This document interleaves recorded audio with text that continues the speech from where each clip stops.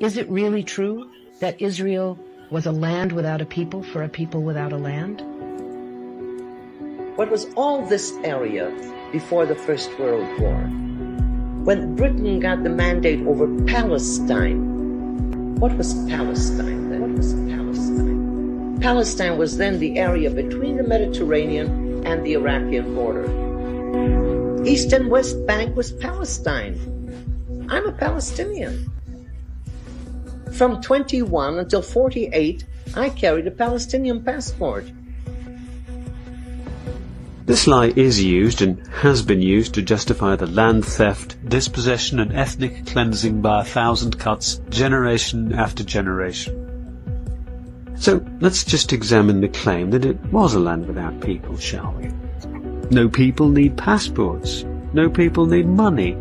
No people need railways. No people need stamps or maps. An empty land would have no people who appear in photographs and films, nor ancient graves which mark lives once lived. Palestine was not empty. It was a land populated by Arabs who had a high level of culture, high level of education. With farms and markets and towns and villages and roads and commerce and lots of interaction with the rest of the world. In truth, a state without a country came to a land with a people. But how soon, because of the lie, before their existence is erased before our very eyes?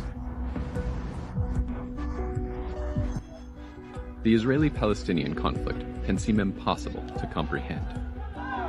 By looking at the year that most changed the lives of Israelis and Palestinians, 1948, it becomes possible to understand the forces that drive this conflict today.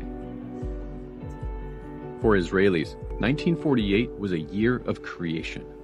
The terrible injustices Jews had faced throughout the world would finally come to an end with the realization of their long sought-after solution, a Jewish state in Palestine.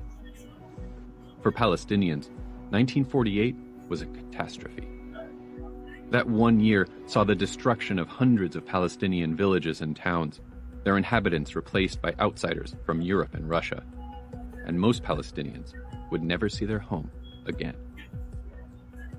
In the 1800s, Jews across Europe and Russia suffered persecution in many forms. Racial stereotypes of Jews were rampant.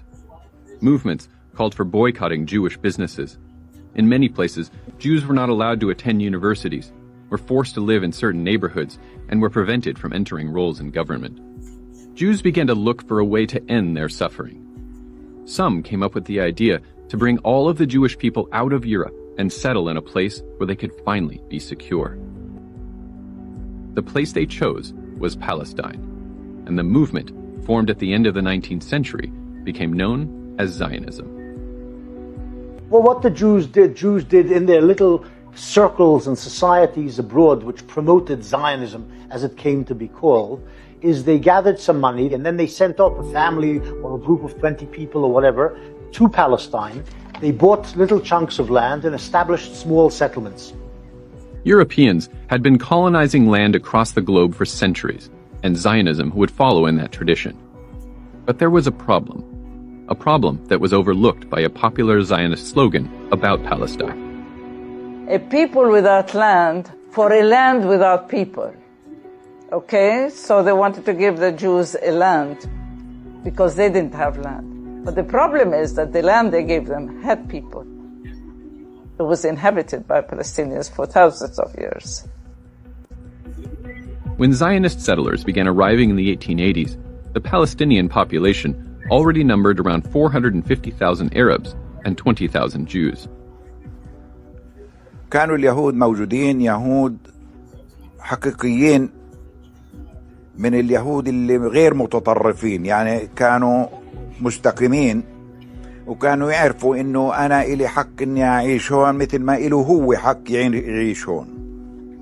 لما اجوا هذول تبعين الغرب هن اللي خربوا الدنيا وهجرونا. In the early years of the movement, calls for removing Arabs from Palestine were not often made publicly by Zionist leaders.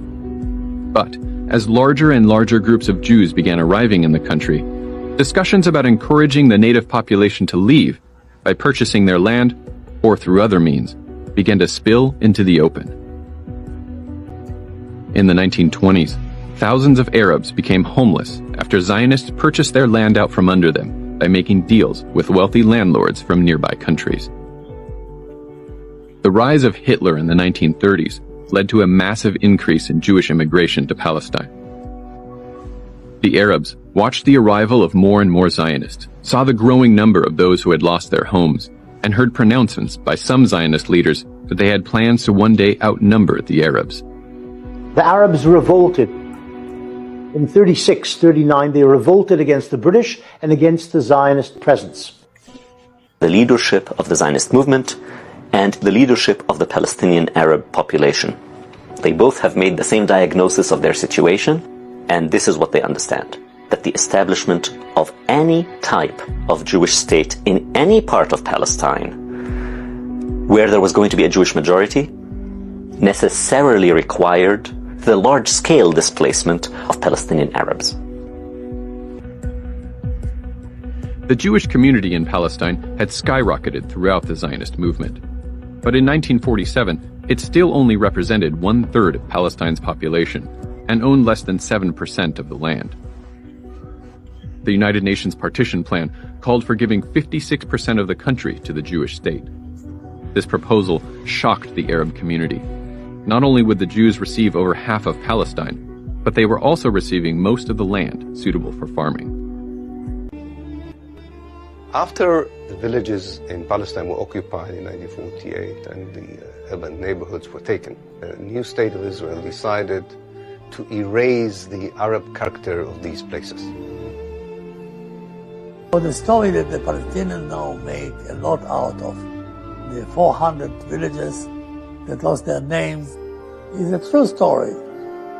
From our point of view, it's only part of the whole story, which was basically displacement of one nation by another, that laid off territories which were wide open for immigrants that started to come in the 50s to the country and was settled in those lands.